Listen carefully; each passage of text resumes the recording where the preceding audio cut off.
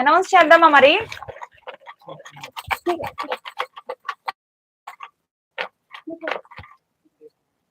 1 2 and 3 start. తీసేద్దాం మీ ముందే.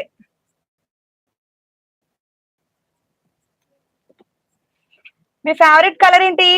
నాకు ఇందులో నచ్చిన కలర్ తీస్తాను అంతే, అంతేగాని ఇక్కడ ఏమీ లేదు. ఇంకా మీరు నచ్చిన వాళ్ళు ఇచ్చుకున్నారు అలా ఇలా ఏమనొద్దు. నాకు నచ్చిన కలర్ నాకు బాగుంది అనిపించిందే తీస్తున్నాను ఇందులో.